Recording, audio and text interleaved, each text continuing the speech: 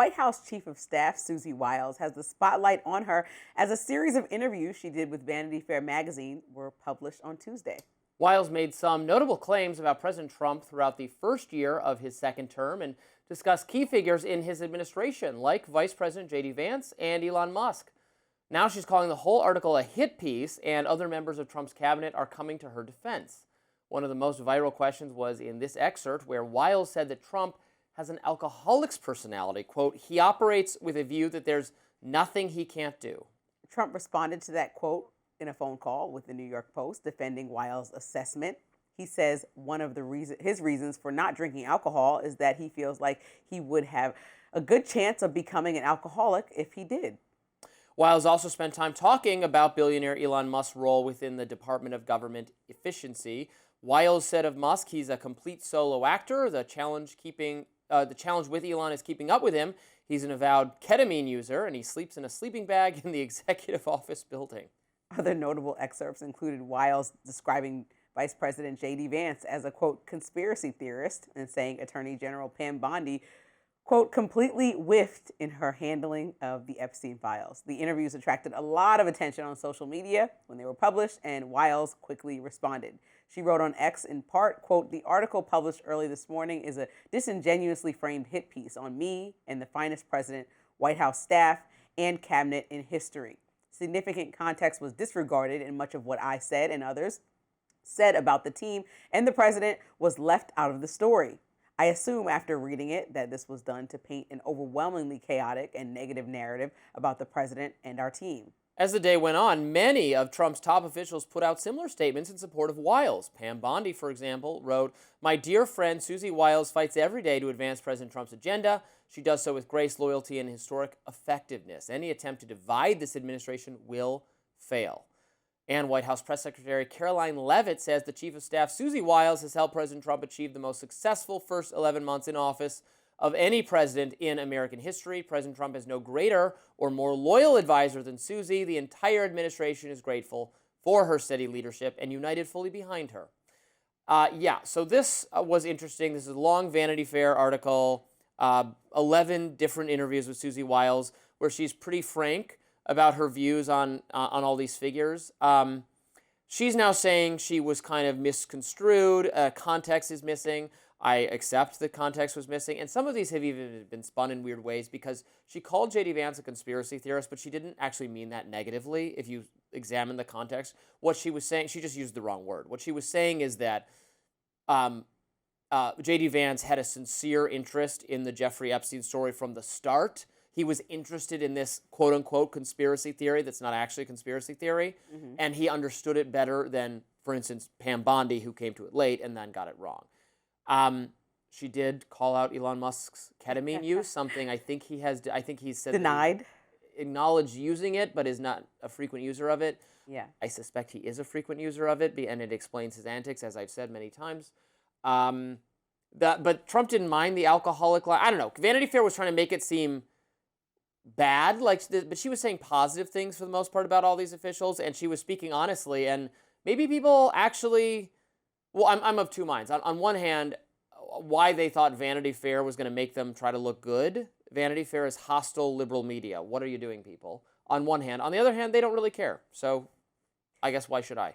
My biggest thing is the pictures that were associated with this piece. Oh, yeah. Oh, my God. Those pictures were absurd. Even for somebody who is very critical of the administration, those pictures were People were really calling wild. the Caroline Leavitt one. Yeah, it was as like bad. this. It was like only this. It was like this close zoomed in. Yeah, I didn't see that one right off the bat. I saw a different one of her that I thought was a perfectly good photo. So then I was like, what are you talking about? And then I saw Yeah, the it's zoomed not a in good one. It picture. was mean. I know. They didn't get the Nick Fuentes treatment. Remember they made him look like a hero. very handsome. No, that was the New York Times, right? That made him look big, and I don't think it was That was Vanity the Fair. time. Oh, you're right. But either way, I think with the article, so J.D. Vance responded. He said, yeah, I am a conspiracy theorist. Like when people said kids need to wear masks, I knew that when they turn out to be true, I do go with my thoughts of mine. So I think it's interesting how the entire administration immediately, seemed like they didn't even have to get on a phone call. They're like, press the button or text message, lockstep. And everyone was like, no, she's good. We're not letting her go. We're not going to be firing Susie Wiles. Nothing like that's happening.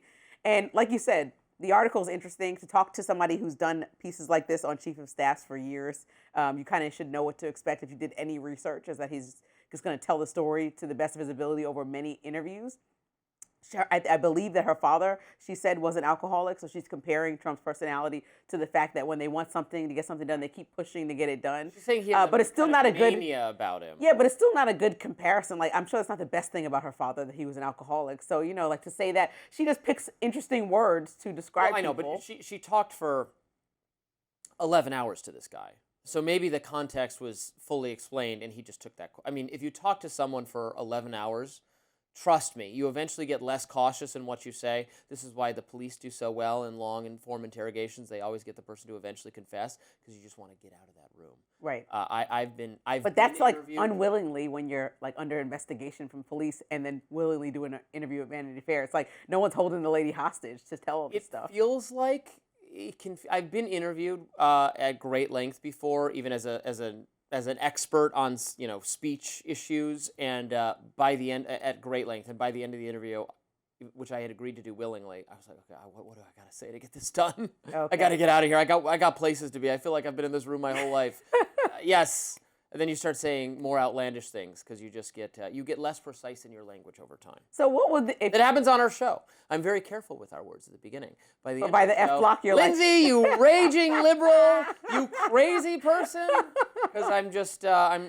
Oh, you just say I'm done with this conversation. I'm done with this conversation. Yeah. I mean, what's the point for Vanity Fair then? So they make the administration look bad, look chaotic. And I don't even think they made it look bad or chaotic, honestly. So what's they just it is chaotic. I don't know that it's bad. And is there not some truth in the fact of that this administration is a little more chaotic than historic administrations that at least we've understood, because the transparency maybe that you argue that they have, a lot of extremely colorful in the administration were picked because they're colorful television personalities. So many of them come from Fox News itself. Sean Duffy, Pete Hegseth, even someone like Tulsi Gabbard, who comes from politics, has been better known to conservatives for appearing on Fox, and so on, and so there's so many other examples.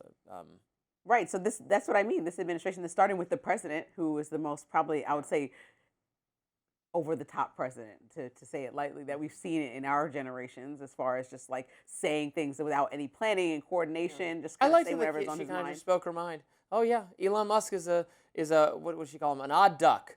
He clearly is an odd duck. And you love him or hate him, he is very, very eccentric. I get a vibe from Susie Wiles and from Trump's relationship. She's not a person that Trump is going to disregard in any big way. I think that he trusts her to put her in that position very deeply, and I don't think that even with a rift that might go public, there's some people that, there might be, like Kash Patel, people are like, oh, he might be getting fired. People don't know. I don't know if Trump really loves him to the end of time. I think Susie Wiles, she's pretty much here to stay, and there's nothing that an article or anything that she says can do. Well, and if we want to briefly touch on politics, she did signal internal disagreement that she had and others had on some of the key policies. She thinks the deportations have gone a little bit far.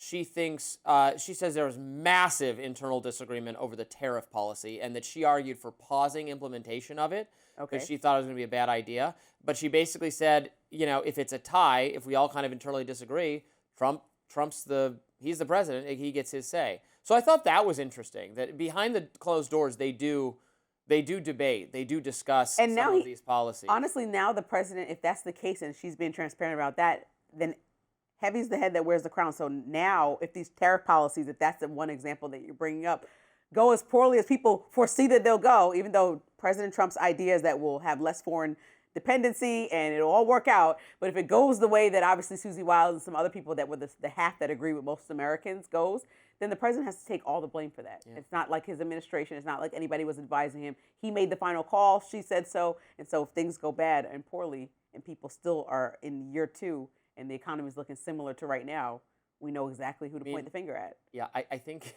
honestly, if Trump had listened, based on what she said, I think if Trump had followed Susie Wiles' policies exactly, I think he'd be in better shape, because she seems to, I think she would have gone less hard on the tariffs, and still done some trade things, still done a lot of immigration stuff, but just got eased up a little bit, and that would have been I still feel like my friend is being a little shady going on there, saying, well, I picked the better out. Like, if it goes better to not have done tariffs, and she said that in an interview, I'd be like, why'd you do that to me? We're supposed to be close friends. So, I don't know.